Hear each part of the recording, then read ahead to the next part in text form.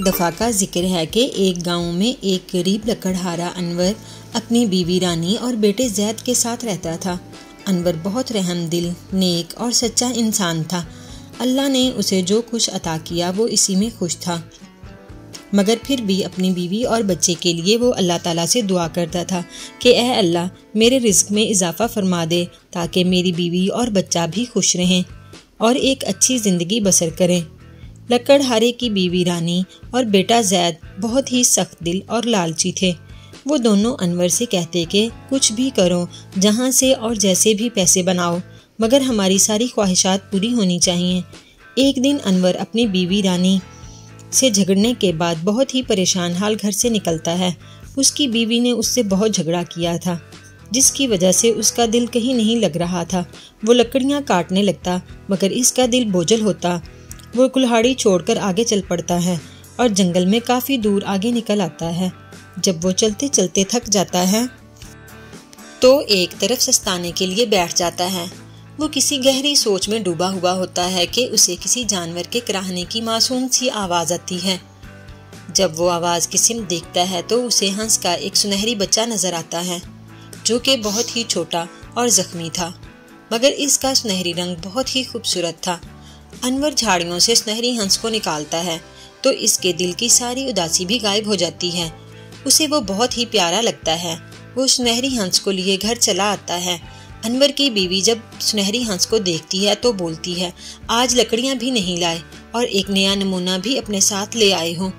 अनवर कहता है, रानी ऐसा मत बोलो, ये ज़ख्मी है और बहुत छोटा और मासूम है। मगर उसकी बीवी बुड़बुड़ाती हुई चली जाती है। अनवर सुनहरी हंस को पानी पिलाता है और खाने के लिए अनाज देता है और हंस के जख्मों पर मरहम भी लगाता है, जिसे देखकर उसकी बीवी रानी और उसका बेटा जैद गुस्से से भरे बैठे होते हैं। जैद कहता है, बाबा, आप हमारी ज़रूरतें तो पूरी नहीं कर सकते और अब आप इसे भी ले आए हो। अनवर जवाब देता है, बेटा ऐसे नहीं कहते। अनवर सुनहरी हंस की खूब देखभाल करता है। वो जल्द ही सेहतमंद हो जाता है। अनवर सुबह सुनहरी हंस को पानी और अनाज देकर रवाना हो जाता और शाम को आकर दोबारा से वो हंस की देखभाल में लग जाता। जैद और उसकी बीवी रानी तमाम दिन सुनहरी हंस की तरफ देखते भी नहीं थे। ऐसा करते हुए वक्त बीतता गया और सुनहरी हंस बड़ा हो गया। वो बहुत ही खूबसूरत था, मगर रानी और जैद इससे बहुत चिढ़ते थे। एक दिन ऐसा हुआ कि अनवर जब शाम को घर वापस आया तो इसने देखा कि सुनहरी हंस ने एक सुनहरी अंडा दिया है और सुनहरी हंस पर फड़फड़ाकर अनवर के साथ खुशी का इजहार कर रहा होता है। अनवर अंडा उठाता है। वो अपनी बीवी को अंडा देता है, जिसे देखकर उसकी बीवी पहले तो हैरान होती है, फिर खुशी से फूले नहीं समाती। वो दोनों अंडा बाजार में बेचने जाते हैं। इस अंडे की इन्हें अच्छी खासी रकम मिल जाती है। वो दोनों खुशी खुशी घर आते हैं। इस तरह सुनहरी हंस रोज एक अंडा देता, जिसे बेचकर अनवर को जो रकम हासिल होती, इससे घर के हालात बहुत बेहतर हो गए थे। अनवर बहुत मुतमईन था। एक दिन जब वो घर से गया तो इसके बेटे जैद और बीवी रानी ने फैसला किया कि क्यों ना एक ही दफ़ा सारे सुनहरी अंडे हासिल कर लिए जाएं।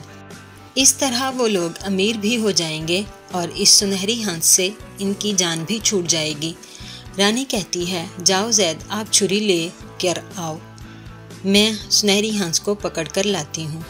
जब रानी हंस को पकड़ कर लाती है और जैद छुरी लेकर आता है तो सुनहरी हंस हैरान नज़रों से उन्हें देख रहा होता है, जैसे कह रहा हो, मुझ पर रहम करो। मगर इन दोनों को हंस पर बिल्कुल रहम नहीं आता। वो दोनों मिलकर सुनहरी हंस को ज़िबा कर देते हैं और सुनहरी हंस इसके जिस्म से अंडे ढूंढने लगते हैं, मगर कोई अंडा भी नहीं मिलता। हंस भी मर चुका होता है। अब वो दोनों सिवाय अफसोस के और कुछ नहीं कर सकते थे। इनके लालच की वजह से अब वो सब कुछ हाथ से धो बैठे थे। यही सोच सोच कर रानी एक दिन पागल हो जाती है।